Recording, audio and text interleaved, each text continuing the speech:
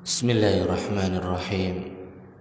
Assalamualaikum warahmatullahi wabarakatuh.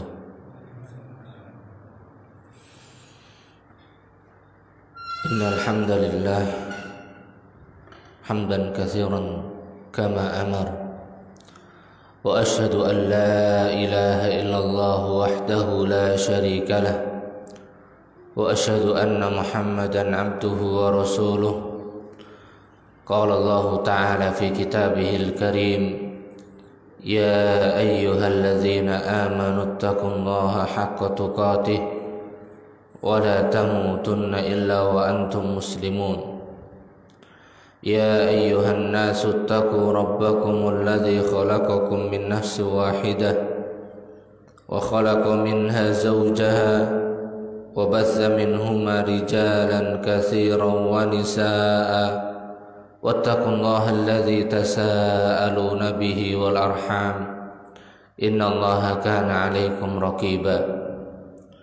Ya ayyuhalladzina amanu taqullaha wa qulu qawlan sadida yuslih lakum a'malakum wa yaghfir lakum dhunubakum wa may yuti'illaha wa rasulahu faqad faza fawzan 'azima. Amma ba'd, fa inna asdaqal kalami kalamullah wa khairal hadi hadi Muhammadin sallallahu alaihi wasallam wa syarral umuri muhdatsatuha fa inna kulla muhdatsatin fid dini bid'ah wa kulla bid'atin dhalalah wa kulla dhalalatin finnar.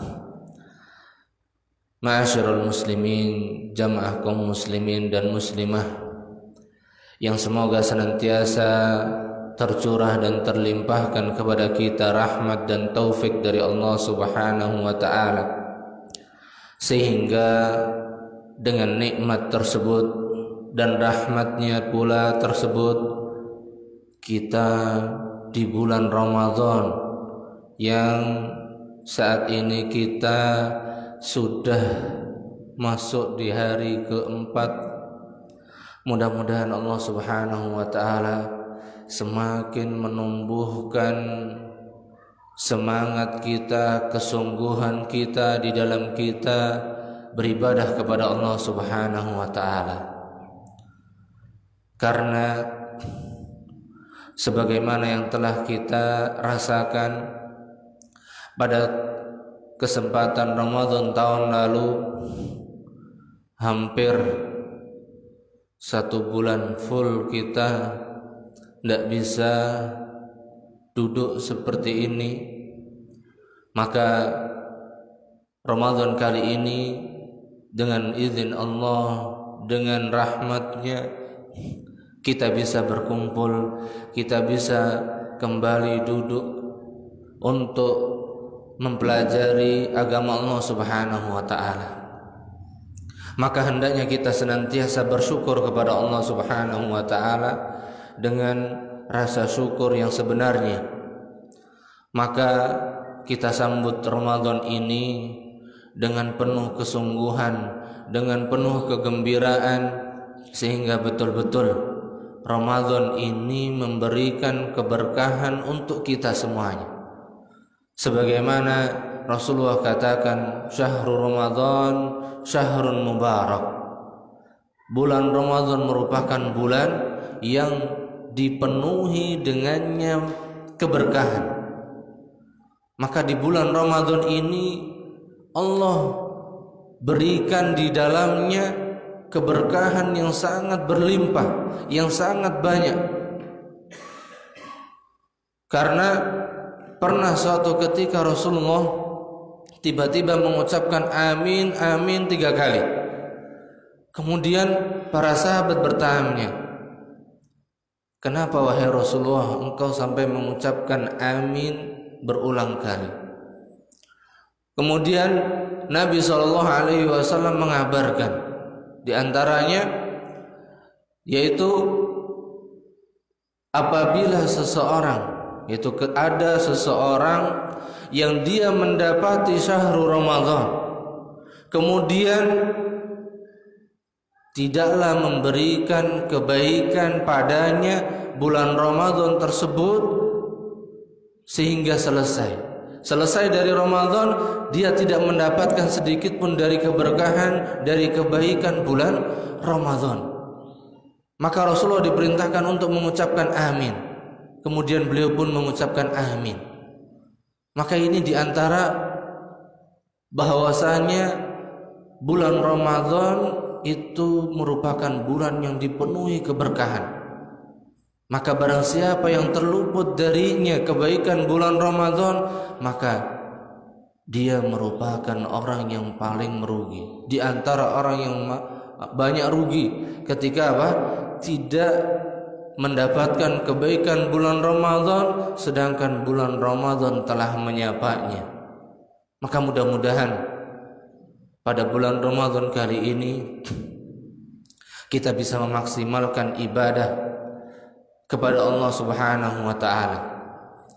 Karena dengan bulan Ramadan inilah kita bisa memaksimalkan usaha kita, yang dimana di bulan Ramadan di waktu sahurnya dan ketika seseorang itu berpuasa dari menjelang waktu fajar atau ketika mulai masuk waktu fajar sampai tenggelam matahari, kemudian ketika saat hamba tersebut berbuka puasa, maka di sini waktu-waktu yang merupakan waktu yang dikabulkannya doa, maka kita manfaatkan semaksimal mungkin untuk beribadah, untuk melaksanakan ketaatan kita kepada Allah, dan juga kita menjadikan ajang bulan Ramadan ini untuk memperbanyak doa kepada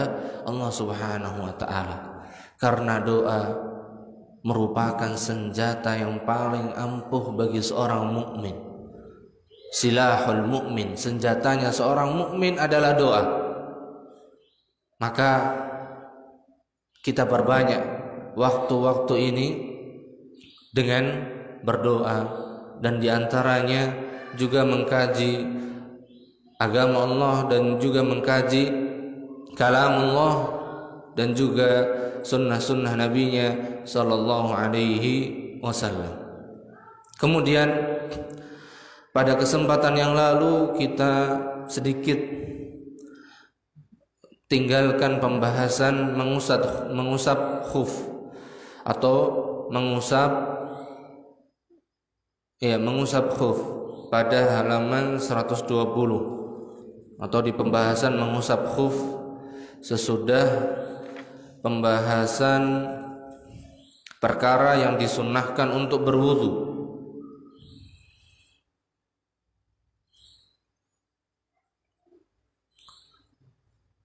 Kalau khuf, adapun yang dimaksud dengan khuf yaitu sandal dari kulit yang menutupi dua mata kaki. Ini makna dari khuf, yaitu sandal yang terbuat dari apa? Kulit dan menutupi mata kaki. Itu asalnya. Jadi agak lembek gitu. Jadi kulit betul, jadi cuman dijahit dari ujung-ujungnya aja atau tepi-tepinya aja, kemudian dipakai, dan ini menutup kedua mata kaki. Kemudian yang dimaksud dengan mengusap khuf yaitu membasahi khuf yang khusus pada tempat tertentu dan waktu tertentu sebagai ganti dari mencuci kaki di dalam wudu. Ini maksud dari khuf. Namun khuf di sini untuk di zaman kita mungkin jarang digunakan. Maka masuk padanya kalau kita menggunakan seperti apa? Sepatu boot atau sepatu pantofel nih, yang menutup mata, yang sampai menutup kedua mata kaki. Maka ini bisa berlaku padanya nopo, cukup diusap khuf. Sepatu pantofelnya cukup nopo diusap. Tidak harus dilepas dulu baru nopo mencuci kakinya. Maka ini diantara hikmah atau manfaat dari pembahasan mengusap khuf niki. Kemudian para ulama menjelaskan hukum mengusap khuf. Al-Imam An-Nawawi menjelaskan, para ulama telah sepakat tentang bolehnya mengusap khuf ketika safar maupun mukim. Jadi mengusap khuf itu dibolehkan baik ketika kita berdiam di rumah atau di tempat dan tidak dalam kondisi safar, atau juga bisa digunakan ketika kita safar, sedang bepergian. Bahkan diperbolehkan bagi seorang wanita yang selalu berada di dalam rumahnya. Ini berarti khuf dahulu itu juga digunakan bukan hanya sinten untuk laki-laki saja, tapi juga digunakan oleh wanita.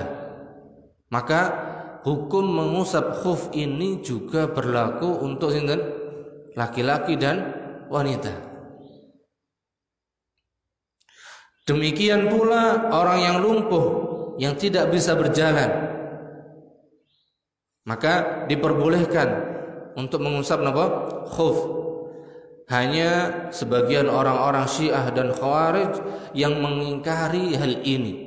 Karena apa? Mereka menganggap bahwasanya mengusap khuf ini tidak masuk akal. Tidak masuk akal. Maka kita jawab bahwasanya mengusap khuf atau seluruh perintah syariat sangat banyak sekali yang tidak sesuai dengan, atau kalau dinalar dengan akal ya kadang enggak masuk akal. Maka disinilah pentingnya akal kita untuk ditundukkan dengan dalil. Maka dalil didahulukan atas akal, bukan akal didahulukan atas dalil. Adapun mereka orang-orang yang menyimpang seperti orang Syiah dan Khawarij ini, maka mereka mendahulukan akalnya di atas dalil.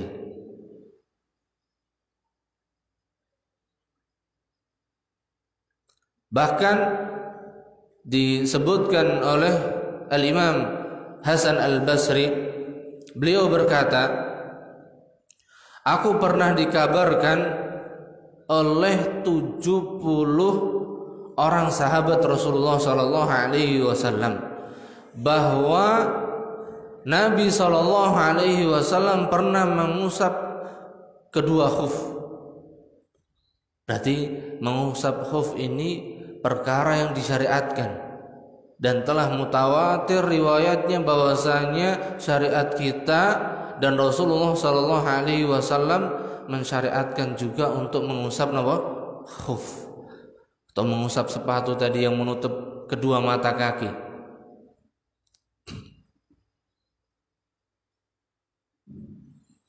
Sebagaimana riwayat dari sahabat Sa'ad ibn Abi Waqqas dan Abdullah bin Umar, anin Nabi sallallahu alaihi wasallam, dari Nabi sallallahu alaihi wasallam, annahu masaha 'alal khuffaini, bahwa Nabi sallallahu alaihi wasallam mengusap kedua khufnya, dan hadis ini diriwayatkan oleh Imam Al-Bukhari.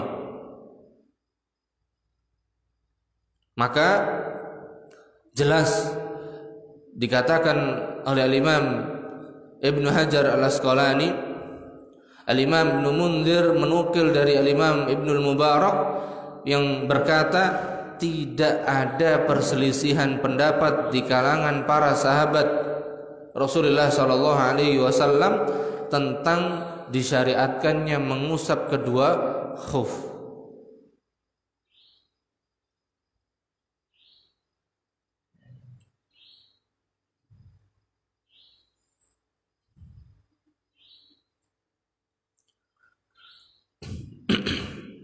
Kemudian riwayat yang kedua dari Hammam ibn Harith, dari Hammam ibn al-Harith, ia berkata,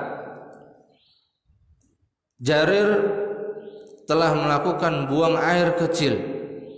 Kemudian beliau berwudu, dan ketika berwudu beliau mengusap kedua khufnya. Kemudian ketika beliau ditanya, engkau melakukan hal ini, yaitu engkau mengusap kedua khufmu ketika berwudu? Ia menjawab, iya, aku pernah melihat Rasulullah sallallahu alaihi wasallam buang air kecil, kemudian beliau berwudu dan mengusap khufnya.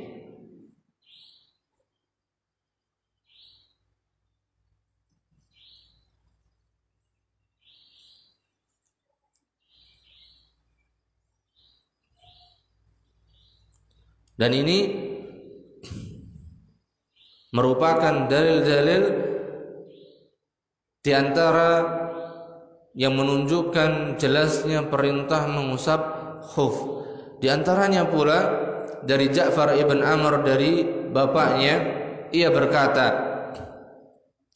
Ra'aitun Nabiyya sallallahu alaihi wasallam yamsahu ala imamatihi wa khuffaihi.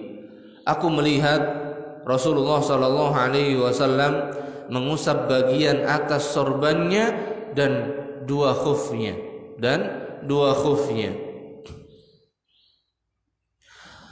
Kemudian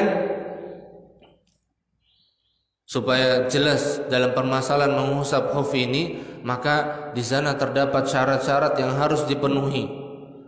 Maka disyaratkan bagi diperbolehkannya mengusap khuf adalah pertama, yaitu orang yang mengenakan khuf tersebut dalam keadaan suci atau telah berwudu.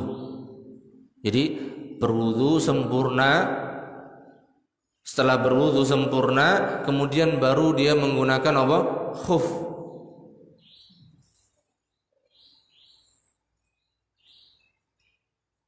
Ini syarat yang pertama yang harus dipenuhi, yaitu dia menggunakan khuf tadi atau sepatu yang menutup kedua mata kaki. Maka ini dia menggunakannya dalam kondisi suci. Karena para ulama bersepakat bahwa barang siapa yang menyempurnakan sucinya, wudunya atau taharahnya, kemudian dia memakai khufnya, kemudian ia berhadas, dan syaratnya di sini dia terkena padanya hadas berupa hadas kecil, bukan hadas besar. Kalau hadas kecil dan hadas besar perbedaannya kemarin, kalau hadas besar mengharuskan seseorang itu mandi, adapun hadas kecil maka cukup dengan apa? Wudu. Maka ia boleh mengusap bagian atas khufnya. Boleh mengusap bagian atas khufnya.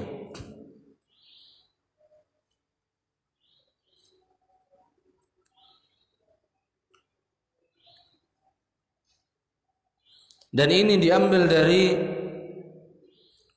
penjelasan atau dari hadis Nabi sallallahu alaihi wasallam ketika beliau pernah melakukan safar,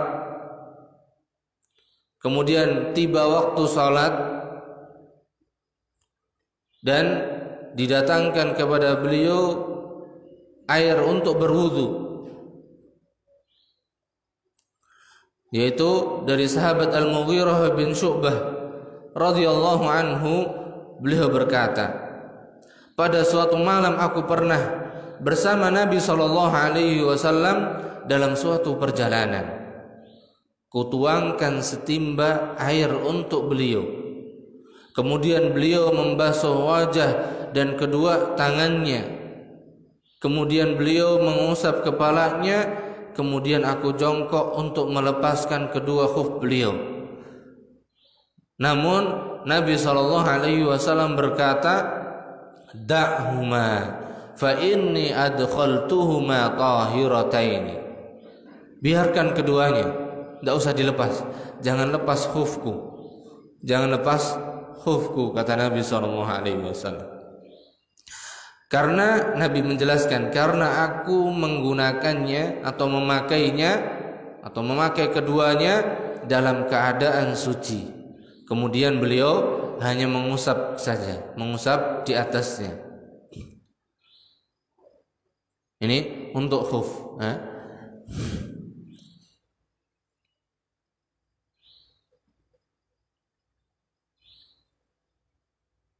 Maka khuf tadi, kalau kita menggunakan seperti sepatu pantofel atau yang semisalnya tadi, kita sudah dalam keadaan bersuci, maka ketika kita buang air kecil atau kentut atau mungkin juga buang air besar, maka ini masih masuk dalam hadas apa? Hadas kecil. Maka ketika kita hendak bersuci kembali, maka disyariatkan tanpa harus melepasnya, namun cukup dengan mengusap kedua khuf tersebut, dan mengusap bagian atasnya saja, bukan bagian bawahnya.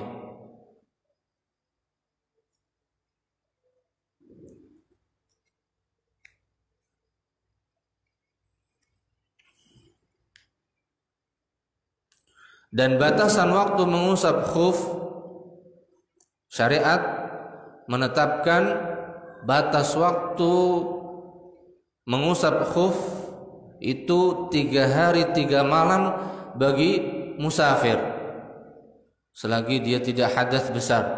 Maka batas waktunya sampai 3 hari 3 malam, 3 hari 3 malam. Dan untuk orang yang mukim, tidak dalam keadaan safar, maka batasannya sehari semalam.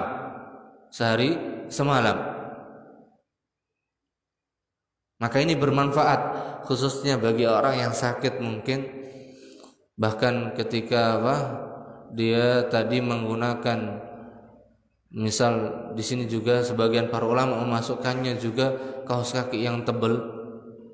Nah, kaos kaki yang tebal yang mungkin dia gunakan untuk mendinginkan badannya tadi, apabila seorang tersebut misal sakit ataupun tidak, maka tanpa harus dilepas itu, kemudian cukup dengan mengusap di atasnya, di atas tersebut, atau di atas khufnya tersebut, atau di atas kaos kakinya tersebut. Dan itu batasnya sehari semalam. Sebagaimana riwayat dari sahabat Ali bin Abi Thalib, beliau berkata, ja'ala Rasulullah sallallahu alaihi wasallam 3 ayyamin wa layaliyahunna lil musafir wa yawman wa laylatan lil mukim. Rasulullah sallallahu alaihi wasallam menentukan 3 hari 3 malam bagi musafir dan sehari semalam bagi yang mukim, untuk seseorang yang mengusap khufnya.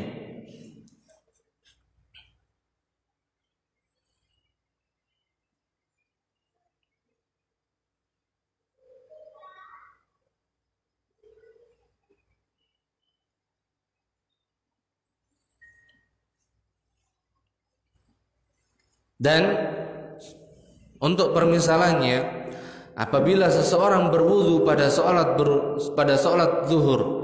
saat sholat zuhur, kemudian dia mengenakan khufnya tersebut atau sepatu yang menutup kedua mata kakinya tadi, atau juga tadi masuk juga di dalamnya kaos kaki, pada jam 12 misal, dan ia tetap suci hingga jam 15 atau masuk waktu sholat asar, kemudian ia berhadas dan tidak berwudu kecuali pada jam 4 setelah asar dengan mengusap khufnya, maka ia boleh mengusap khufnya hingga jam 16 atau jam 4 esok harinya jika ia mukim, atau hari keempat jika musafir.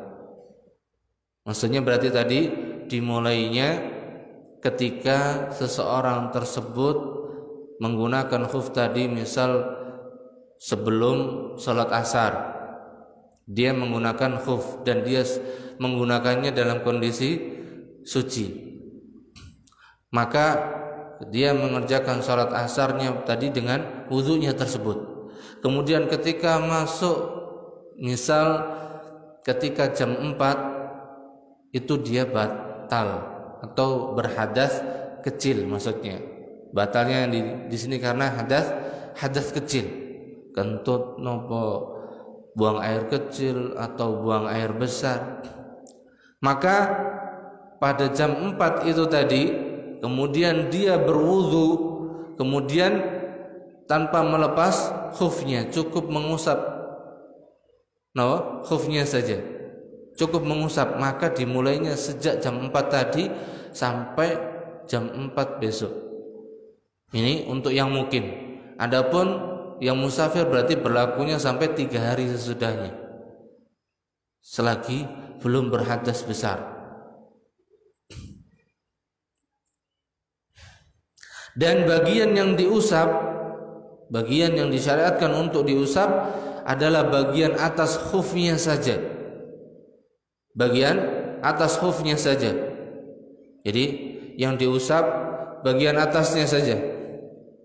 Ini misal enten khufnya, cukup diusap bagian atas, depan sama belakang ditarik, tanpa bawahnya, tanpa diusap bawahnya.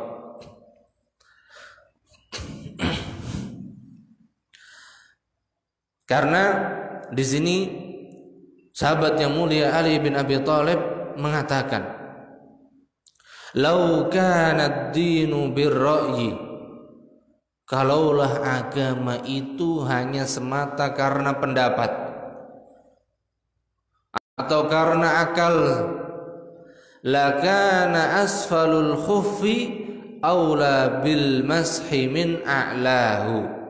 Sungguh yang paling utama untuk diusap dari bagian khuf adalah bagian bawahnya, karena yang kotor pun yang kotor bagian bawah, maka seharusnya yang diusap bagian bawahnya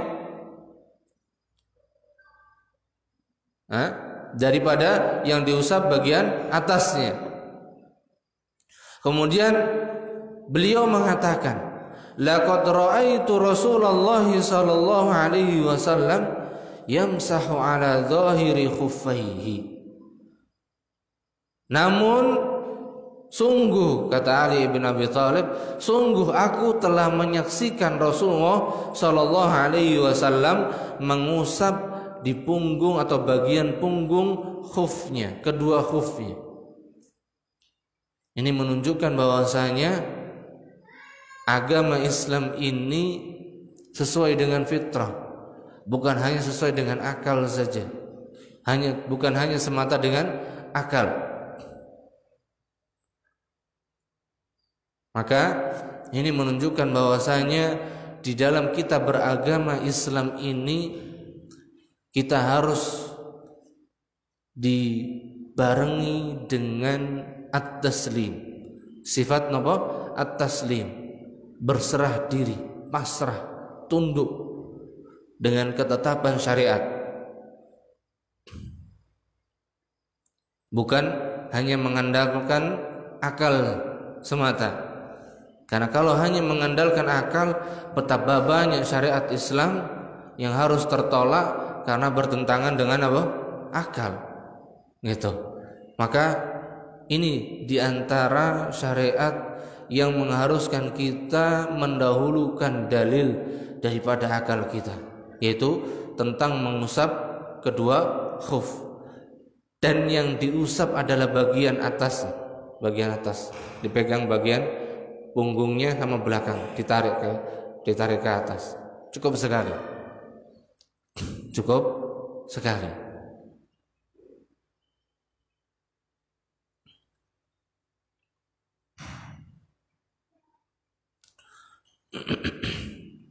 Kemudian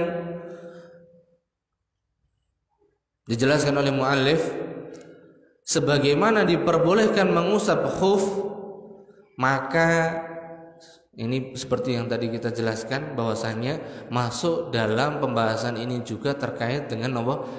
Memakai kaos kaki. Maka diperbolehkan juga mengusap kaos kaki dan sandal. Tapi sandalnya sandal yang menutup kedua mata kaki. Bukan sandal yang biasa kita pakai, buatan itu.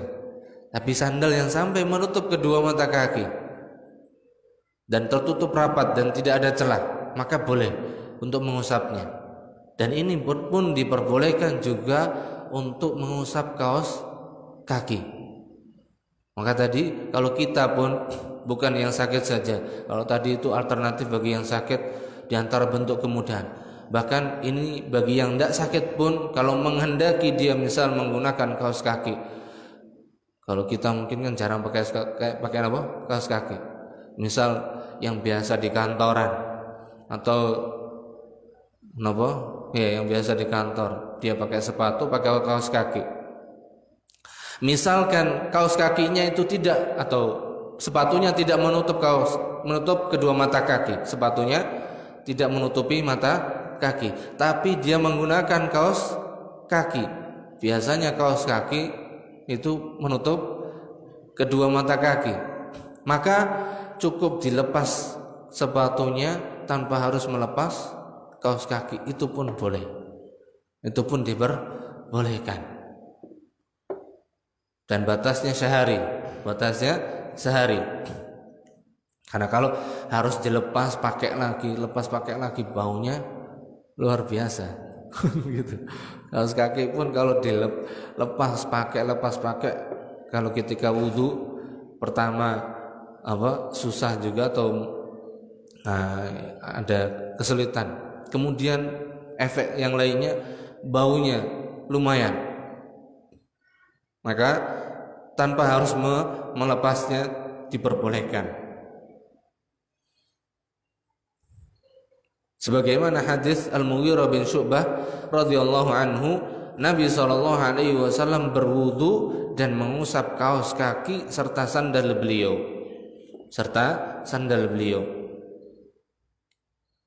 Ini hadis sahih diriwayatkan oleh Imam Abu Dawud, Tirmizi dan Imam Ibnu Majah. Ini untuk mengusap kedua khuf.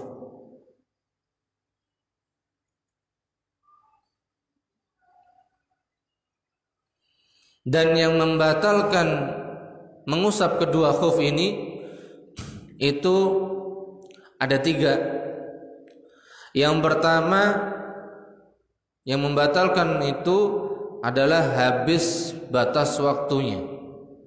Kalau tadi yang musafir 3 hari, kalau yang mukim sehari semalam. 3 hari 3 malam musafir, sehari semalam untuk yang mukim. Habis masa waktunya maka batal langsung otomatis batal. Kemudian yang membatalkan yang kedua yaitu junub.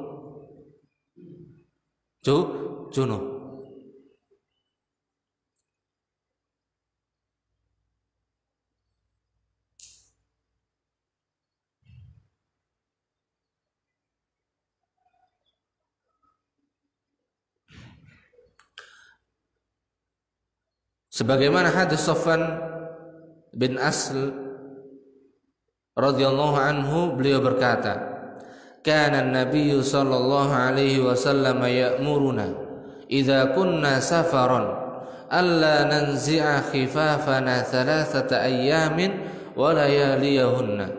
Nabi sallallahu alaihi wasallam melarang kami dari melepas khuf-khuf kami ketika kami safar selama 3 hari 3 malam, kecuali dari janabah. Kecuali junub. Karena kalau junub maka batal. Dimulai lagi dari awal. Lakin min ghaitin wa baulin wa naumin. Namun Nabi SAW perintahkan ini kalau kita melakukan hadas kecil, baik itu buang air besar, buang air kecil, atau tidur. Karena diantara yang membatalkan wudu adalah apa?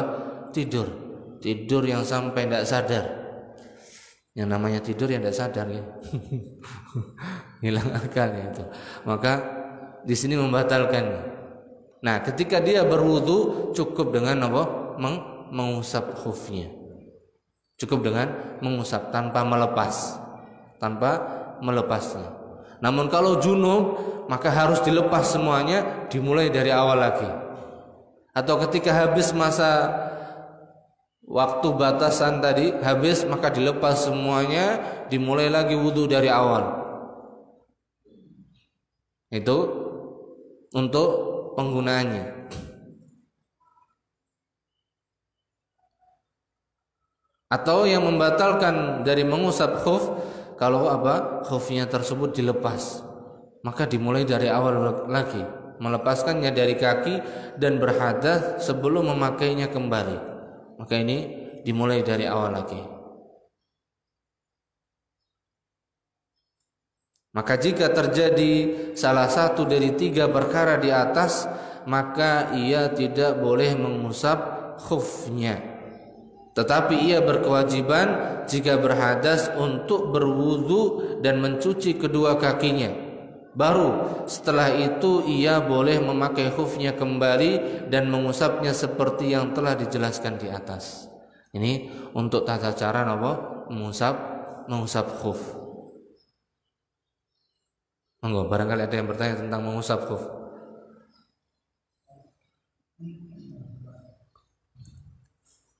Nih. Dan insya Allah ini bisa diamalkan untuk kita, baik kondisinya sehat maupun pas ketika kita tertimpa sakit atau yang semisalnya. Pakai kaos kaki tadi ya, pakai kaos kaki. Kalau khuf jarang kita pakai, atau bahkan mungkin ya tidak ada. Ataupun kalau kita pakai sepatu tadi yang menutup mata kaki, ya nggak mungkin juga kita pakai dalam rumah itu atau di sekitar. Maka yang bisa dipraktekkan yaitu ketika kita memakai kaos kaki. Ini.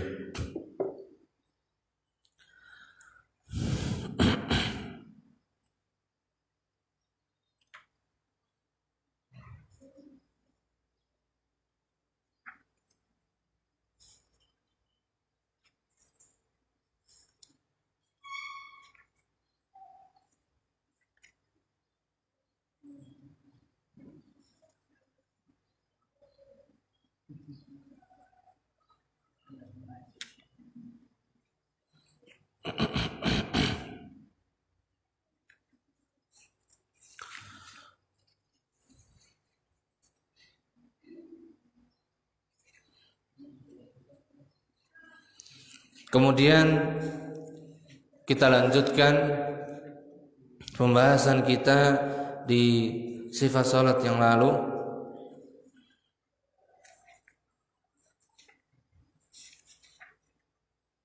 yaitu kita masuk di dalam pembahasan yang pertama, yaitu at-takbir atau yang disebut dengan takbiratul ihram. Di sini di halaman 181. Takbiratul ihram.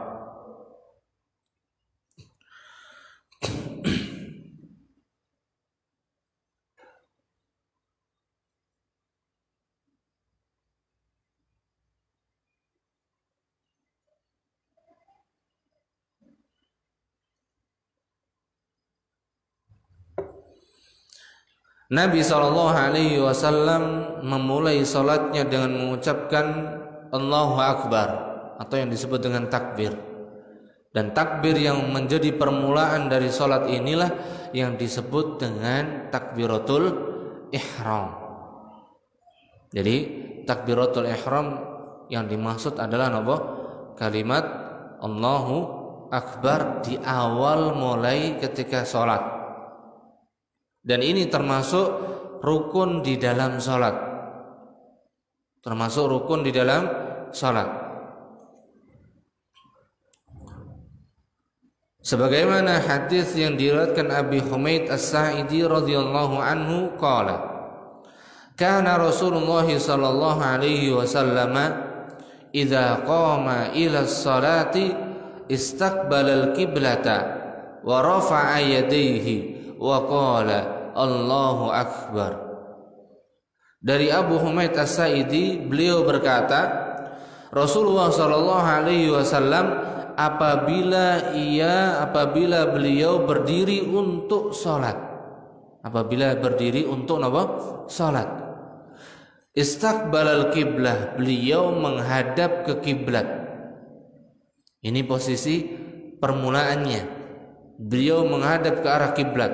Dan ini kita mengusahakan dalam kondisi apapun, baik ketika safar atau di atas kendaraan ataupun yang semisalnya, maka kita mengusahakan posisi awal ketika kita mulai takbiratul ihram, kita hadapkan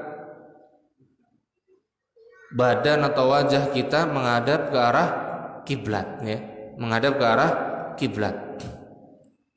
Kemudian wa rafa'a yadayhi, Nabi sallallahu alaihi wasallam mengangkat kedua tangannya. Dan ini riwayat menjelaskan kalau Nabi mengangkat kedua tangan dulu, mengangkat dulu, baru kemudian mengucapkan Allahu Akbar, baru mengucapkan Allahu Akbar. Ya. Dan yang diucapkan adalah Allahu Akbar, bukan yang lainnya, bukan yang lainnya. Jadi kalau ada yang misal bertanya atau memiliki pendapat, boleh tidak atau bolehkah mengucapkan lafaz takbir itu selain dengan Allahu Akbar? Jawabannya apa? Boten salah, tidak boleh. Atau bolehkah kita mengucapkan takbir tadi dengan mengucapkan artinya, misal Allah Maha Besar gitu? Maka jawabannya tidak boleh. Maka yang benar dan yang mengikuti contoh, dan ini merupakan perkara tauqifiyah.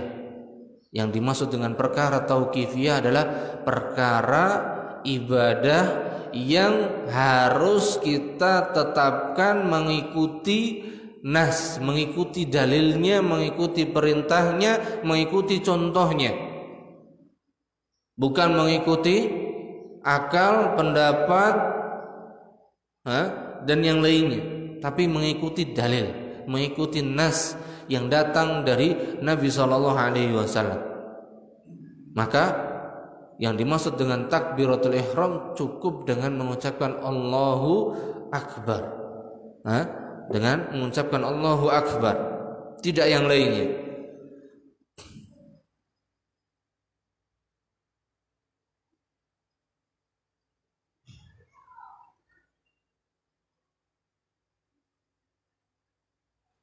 Kemudian sebagaimana riwayat yang kedua dari sahabat Ali bin Abi Thalib radhiyallahu anhu, qala Rasulullah sallallahu alaihi wasallam, Rasulullah sallallahu alaihi wasallam bersabda, miftahus salati at-tuhuru, kuncinya salat, pembukanya salat, maksudnya seseorang itu ketika hendak mengerjakan salat harus dimulai dengan at-tuhur, yaitu wudu dulu. Maka kalau tidak dipakai kuncinya, maka salat tersebut walaupun dikerjakan dengan sempurna, maka tidak dianggap, tidak diterima oleh Allah Subhanahu wa taala. Wa tahrimuha at-takbir, dan yang mengharamkannya dari pekerjaan, dari amalan yang ada di luar salat, berbicara, kemudian melakukan aktivitas yang lainnya, maka itu adalah dengan mengucapkan Allahu Akbar, mengucapkan Allahu Akbar. Wa tahliluha at-taslim, dan yang menghalalkannya, berarti kita dihalalkan atau dibolehkan lagi berbicara atau berbuat apapun yang tadinya dibolehkan dan tidak dibolehkan ketika sholat, yaitu ketika sudah diucapkan salam. Setelah ucapan salam maka boleh lagi amalannya.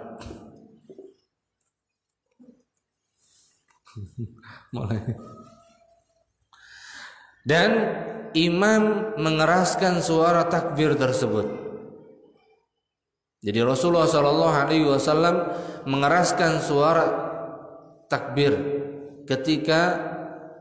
mengeraskan suaranya ketika takbir, sehingga orang-orang yang di belakang atau para sahabat Rasulullah SAW yang berada di belakang beliau mendengarkan takbir beliau.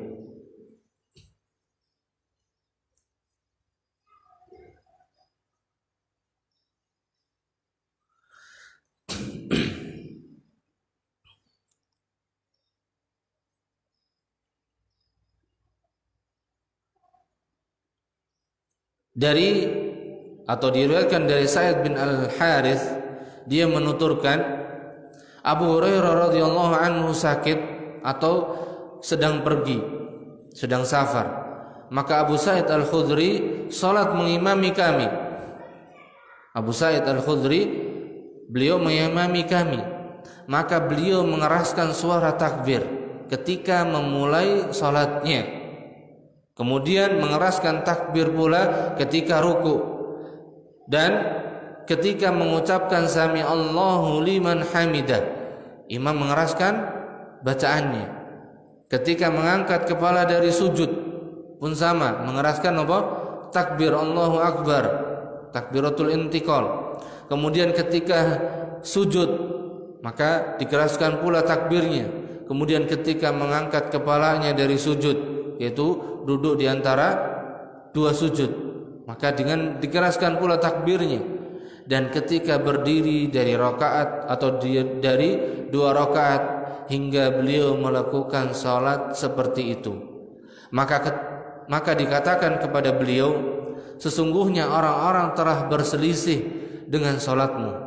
Itu para sahabat sibuk di belakang setelah selesai mempermasalahkan salatnya sinten?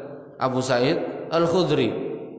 Kemudian beliau beranjak berdiri di atas mimbar, kemudian berkata, "Ya ayyuhan nas, wahai sekalian manusia, inni wallahi, demi Allah, ma ubali ikhtalafat salatukum am lam takhtalif." Sesungguhnya aku tidak peduli apakah salat kalian berbeda ataukah tidak. Maksudnya berbeda denganku atau tidak. Kemudian beliau katakan, hakadha ra'aitu Rasulullah sallallahu alaihi wasallam yusalli. Demikianlah, seperti inilah aku melihat Rasulullah sallallahu alaihi wasallam melakukan salat. Jadi para sahabat tadi atau manusia yang berada di belakang Abu Sa'id Al-Khudri tadi, ada para sahabat, ada yang lainnya, mempermasalahkan salatnya Abu Sa'id karena beliau mengeraskan setiap kali takbir.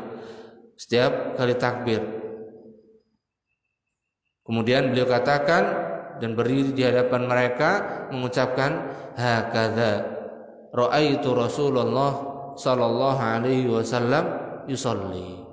Demikianlah aku melihat sifat salatnya Rasulullah sallallahu alaihi wasallam.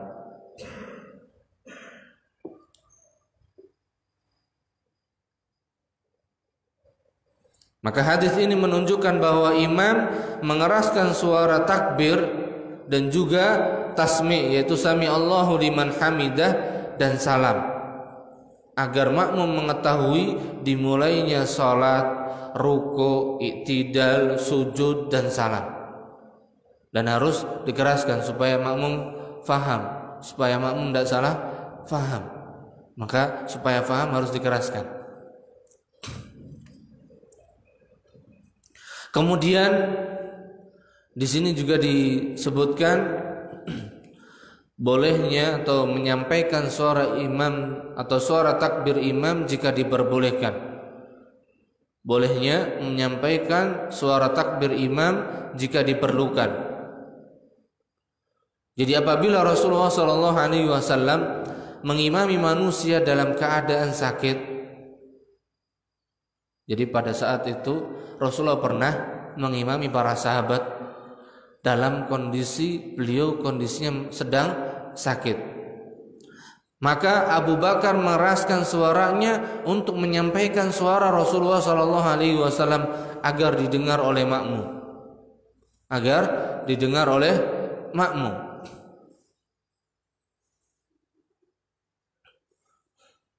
Dan juga di sini dijelaskan adapun makmum mengeraskan suara untuk menyampaikan suara imam tanpa ada keperluan. Adapun makmum mengeraskan suara untuk menyampaikan suara imam tanpa ada keperluan, sebagaimana dilakukan sekarang ini di mana-mana, sampai di masjid-masjid kecil pun dilakukan seperti itu, maka hal ini tidak disyariatkan menurut kesepakatan para ulama. Jadi ini berlaku kalau dibutuhkan, kalau diperlukan. Misal listriknya mati, kan nggak kedengaran ya, dan masjidnya besar. Kalau segini suara imam di depan sama di belakang masih kedengaran ya, maka cukup. Tapi kalau yang sampai ya misalnya luasnya masjid cukup besar, kemudian ada terhalang tembok di belakangnya nggak kedengaran, maka ini kalau dibutuhkan maka boleh untuk apa? Untuk menyambung tadi. Maka di sini dikatakan oleh bahkan Syekhul Islam Taimiyah berpendapat bahwa mengeraskan suara untuk menyampaikan suara imam tanpa ada keperluan, maka perbuatan ini kata beliau adalah perbuatan bid'ah. Perbuatan apa? Bid'ah. Gitu.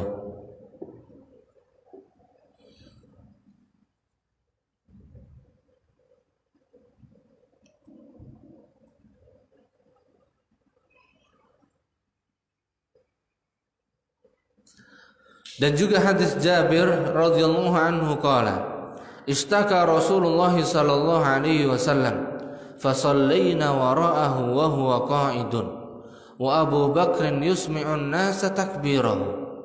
Dari Jabir radhiyallahu anhu beliau berkata, Rasulullah sallallahu alaihi wasallam sakit. Rasulullah sakit. Maka kami sholat di belakang beliau. Berarti yang jadi imam pada saat itu masih sinten? Rasulullah sendiri.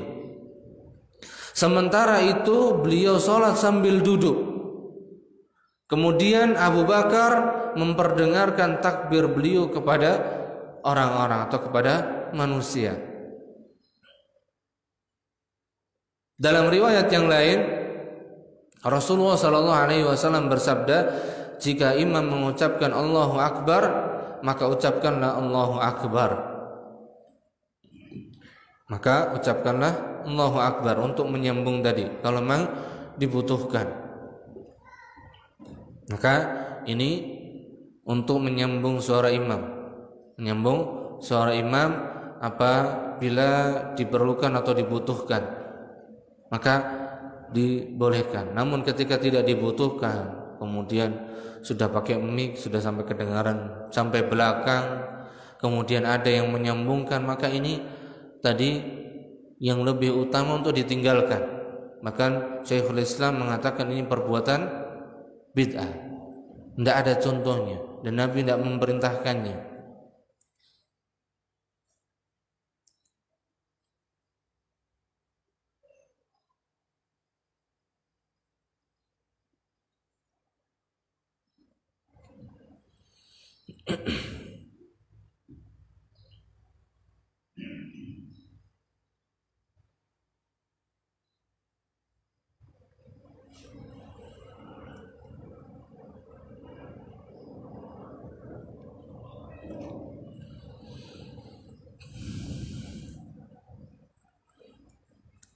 Kemudian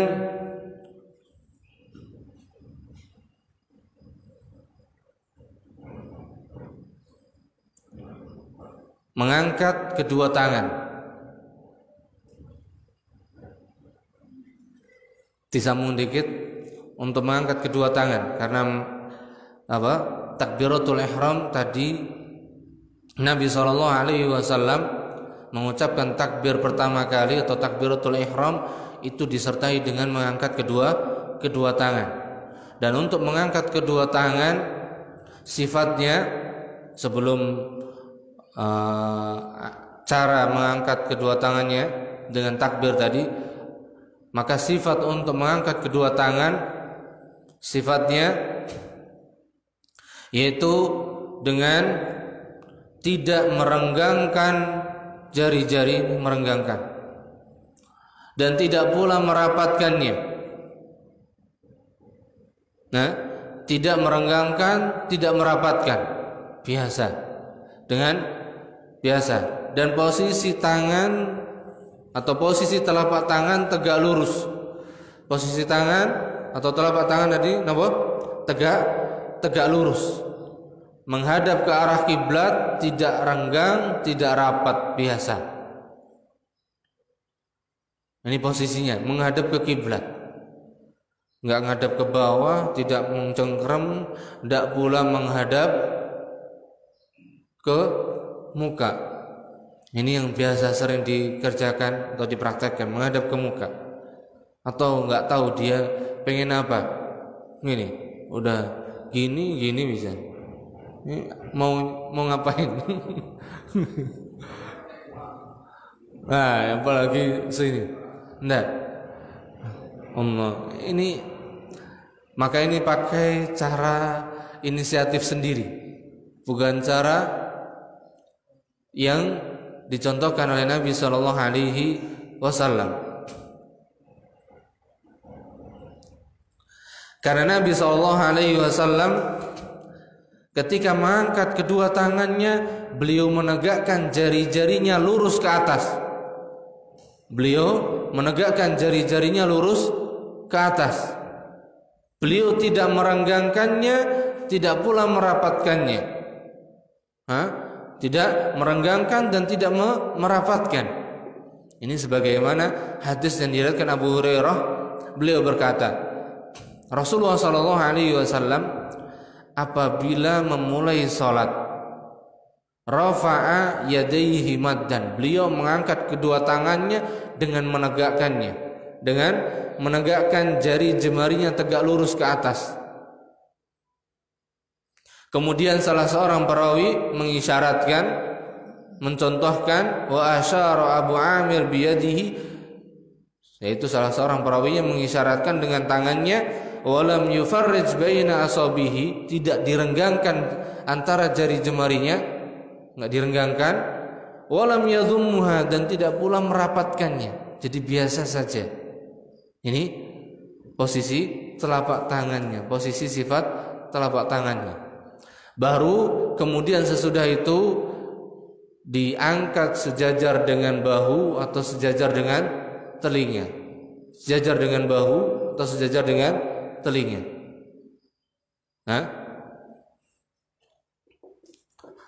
Posisinya kalau sejajar dengan bahu ini posisinya pas dengan apa? Posisi tangan aja. Kurang lebih sama. Bukan kayak gini juga. Ini terlalu ke dalam. Ini biasa. Kalau ke dalam ini nanti jadinya gini nanti. Kalau yang pas biasa. Ini yang sejajar. Kalau hendak menaikkannya ke telinga, sejajar dengan telinga, dinaikkan sedikit. Ini diangkat, dimajuin dikit. Agak naik. Agak apa? Agak naik. Ini kalau nggak dipraktekkan susah loh. Jadi kan kalau tidak praktekkan sendiri ini susah membiasakannya. Karena sebagian masih apa? Untuk bisa menjajarkan sebahu kadang ditarik nyamping. Agak susah, dia tarik gini. Padahal biasa aja tadi. Kan beda, ya. Beda.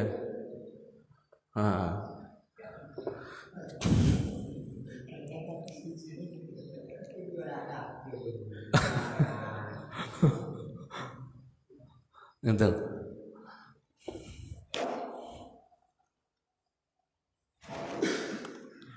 Dan yang paling sering diabaikan tadi ketika mulai ini sifat untuk meluruskan jari jemari tadi ini yang sering kita abaikan dan sering diabaikan oleh kaum muslimin. Bahkan para santri pun sering mengabaikan. Jadi sholatnya angger apa? Angger naik tangan, angger ngangkat tangan aja gini. Oh enak. Sudah gini bisa. Kemudian ada yang belum sempurna, ada yang belum sampai. Baru apa?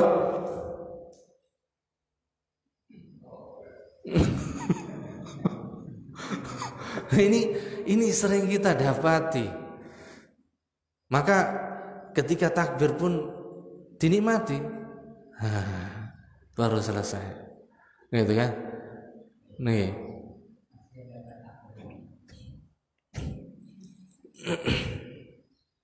maka baru mulai saja ini kalau kita tidak perhatikan itu sudah kita kehilangan banyak kebaikan ketika sholat.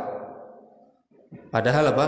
Ketika mulai ini pun kita sudah dituntun dengan sifat sholat yang sangat luar biasa indah. Nah kalau seperti itu tadi kita kerjakan, akhirnya apa? Sholatnya kok gini. Baru takbir aja sudah apa? Sudah gimana gitu. Nah untuk mengangkatnya ini, mengangkat kedua tangan ini ada 3 kondisi. Ada 3 kondisi. Yang pertama disebutkan mengangkat kedua tangan bersamaan dengan takbiratul ihram. Jadi ketika Allahu Akbar bersamaan Allahu Akbar. Jadi ngangkatnya bersamaan ketika mengucapkan apa? Takbiratul ihram.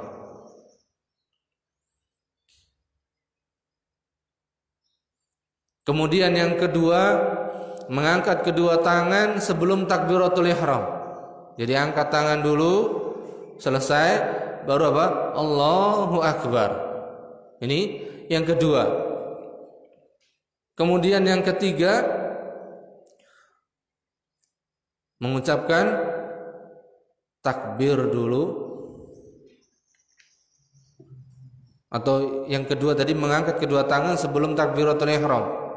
Berarti takbiratul ihram dulu baru apa? Mengangkat tangan dulu baru apa? Takbiratul ihram. Kemudian yang ketiga mengangkat kedua tangan setelah takbiratul ihram. Mengucapkan Allahu Akbar baru mengangkat kedua tangan. Ini untuk sifatnya.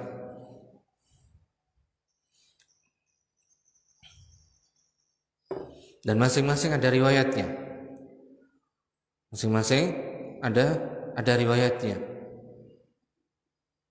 Dan Nabi SAW kadang sejajar dengan hadwa mankibaihi, sejajar dengan kedua bahunya. Nah, sejajar dengan kedua bahu. Dan kadang pula Nabi SAW yuhadhi bihima udhunaihi, sejajar keduanya dengan kedua telinganya. Kedua telinga.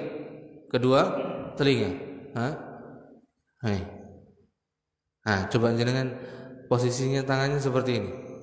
Lurusin aja.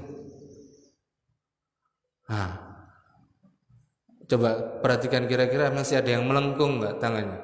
Masih melengkung gini.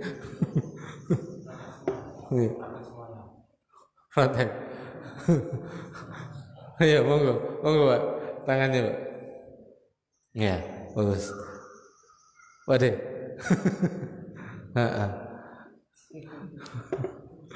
Ada nih. Ya.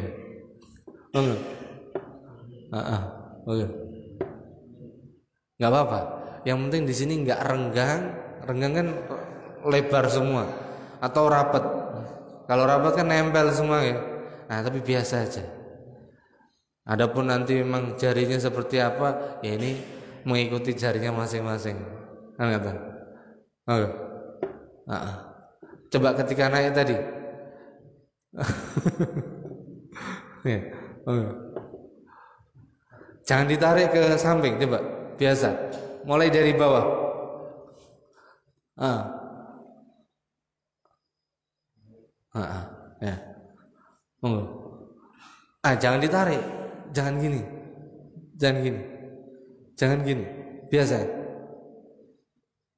Lihat ya. Coba berdiri antum. Mau berdiri sambil berdiri. Enggak apa. Jangan gini. Jangan gini. Tapi gini. Gitu. Ke bawah. Bukan. Dari bawah. Gitu. Monggo. Ya. Monggo. Bagus. Ya. Itu untuk sifat mengangkat kedua tangan. Insyaallah itu dulu, baru nanti pertemuan berikutnya insyaallah taala kita lanjutkan meletakkan tangan kanan di atas tangan kiri atau yang disebut dengan bersedekap. Bersedekap ini baru angkat tangan tadi, baru berhenti di sini. Ini mudah-mudahan yang sedikit ini bisa kita jadikan panduan kita dalam kita beribadah, khususnya untuk sholat. Karena kalau kita tidak mengikuti atau tidak mempelajari seperti ini, maka kita ya masih seperti biasanya, masih seperti yang sebelumnya. Maka mudah-mudahan dengan kita mengkaji seperti ini sholat kita bisa mempersembahkan dari sholat kita ini yang terbaik untuk Allah Subhanahu wa taala. Dan yang perlu kita perhatikan bahwasanya baiknya sholat kita itu akan kembali untuk diri kita sendiri. Maka kenapa kita tidak berikan yang terbaik untuk diri kita sendiri? Maka supaya kita bisa memberikan yang terbaik untuk diri kita sendiri, tidak ada jalan lain kecuali kita pelan-pelan mengkaji seperti ini. Dan memang kalau kita bahas ringkas, singkat bisa, sangat bisa. Tapi kita supaya yakin, ketika kita pada saat beribadah itu yakin, maka kita baca satu persatu nasnya sambil kita mengetahui seperti apa Nabi SAW mengerjakan sholat. Maka mudah-mudahan dengan seperti itu kita bisa mengerjakan sholat ini dengan sempurna. Sebagaimana tadi atau sebelum ini kita sudah wudu, kita jelaskan dengan sempurna dari awal sampai akhir, maka tinggal kita sempurnakan juga sholatnya. Mungkin ini yang bisa kita sampaikan pada kesempatan pagi hari ini. Mudah-mudahan yang sedikit ini bisa kita amalkan, untuk kita praktekkan, dan kita mohon kepada Allah Subhanahu wa taala taufiknya dan juga pertolongannya, hidayahnya, agar Allah Subhanahu wa taala mudahkan kita untuk senantiasa menegakkan taat kepadanya. Wassallallahu ala nabiyyina Muhammad. Subhanakallahumma wa bihamdik asyhadu an la ilaha illa anta astaghfiruka wa atubu ilaik. Wassalamualaikum warahmatullahi wabarakatuh.